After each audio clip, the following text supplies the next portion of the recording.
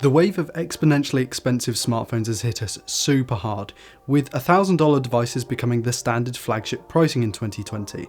With this, the competition in the mid-range and value sectors of the market has become something fierce, with makers like Xiaomi and OnePlus going from making flagship killers to out-and-out flagships with out-and-out flagship pricing.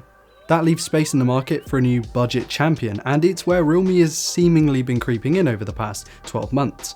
Now, I know what you're going to say. Yeah, okay, Realme's had a bit of a checkered past, but right now it's doing pretty well, and I was very much impressed with last year's X2 Pro.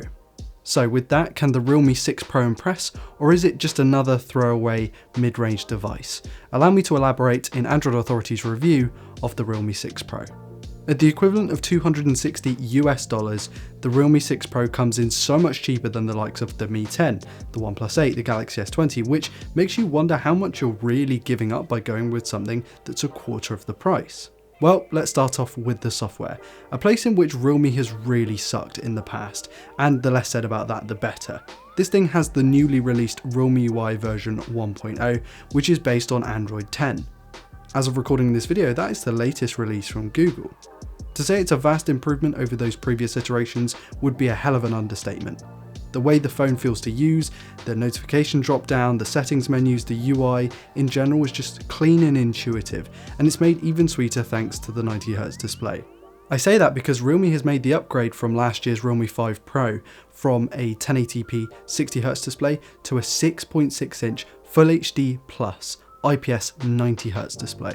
I think it looks great when you take into consideration the price point that this thing is at. It's a little bit on the vivid side, to the point where maybe it's a little bit too vivid out of the box, but you can easily change that in the settings menu, so don't fret. Otherwise, sure, it's not OLED, and with a 90Hz refresh rate at 1080p at this price point, I really don't think you should expect that. But I don't see anyone being unhappy with this display given the circumstances.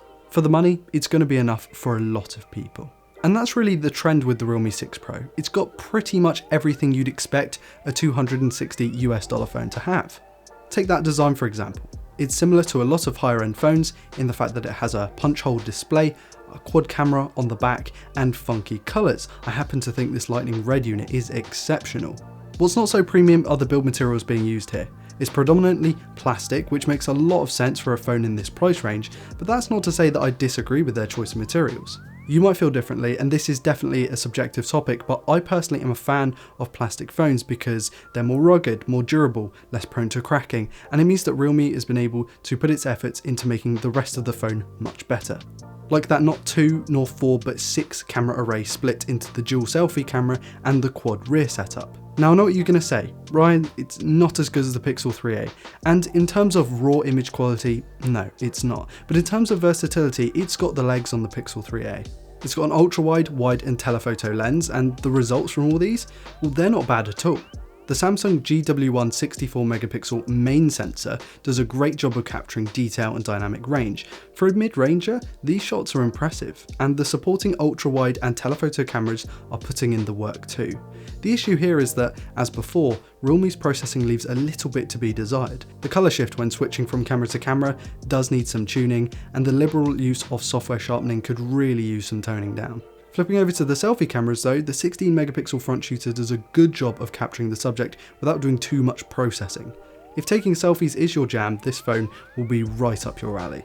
Even the 8 megapixel ultra-wide secondary selfie camera does a good job, though it's not quite at the level of its companion.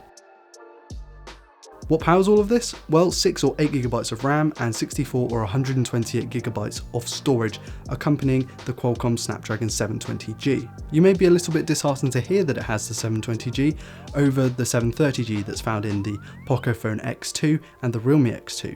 And if I'm honest, I think not a lot of people would have minded if Realme had spent like an extra $10 and added that extra $10 to the price tag to go with the 730G. It's not quite at the level of performance of the 730G, but the 720G is definitely going to be enough for most tasks, including some 3D games. Sure, it's not going to run every single 3D title maxed out at 60 FPS, and if you're a hardcore gamer, please look at another option. This isn't that device for you, but fancy some Need for Speed or Minecraft? The 6 Pro has you covered. With a 4300 mAh battery and 30 watt fast charging, I very much doubt that you'd need to worry about topping up in a pinch. Based on what I observed when using the phone, I would get around 2 days of battery life, but my job is to sit at a desk all day and the phone was hardly in extreme circumstances. It was around 50% brightness and I didn't have any Bluetooth accessories connected to it. So playing around with some of the settings and changing the environment in which the phone is used, I feel like you could get at least a day's battery life out of this thing. Now, Realme UI does tend to kill a lot of background processes and apps that haven't been open for a long time, just to make the battery life better, and that's something that I'm personally fine with, but you might not be, so keep that in mind when shopping around, because you might have several apps open and one of them would just go out of RAM within 5 minutes. Sure, you're going to get better battery life out of this, but it's sometimes an annoyance and it's something you have to be careful of. As far as value goes, the Realme 6 Pro is pretty great. You get everything that you should expect from a $260 phone and then some. Sure, it's not a flagship killer because it doesn't have top of the line specs, but comparing it to the recently announced iPhone SE, this has more features. A 90Hz display, more cameras, a bigger battery, faster charging. Those are all trade-offs on the iPhone in return for one of the fastest chips about. So putting everything into perspective, I would happily recommend the Realme 6 Pro to anyone looking for a feature-rich mid-ranger. Okay, it's not got OLED and yes, the chipset could be a bit better, but on the whole, I'm impressed with what Realme has been able to do here. And that just about concludes our review of the Realme 6 Pro. Please do check the link in the video description to Drew's full article, the full review. I definitely think it's worth a read if you're considering the Realme 6 Pro. Whilst you're down there, do hit like and subscribe to never miss a video like this one. I've been Ryan Thomas with Android Authority, and I'll see you later. Peace.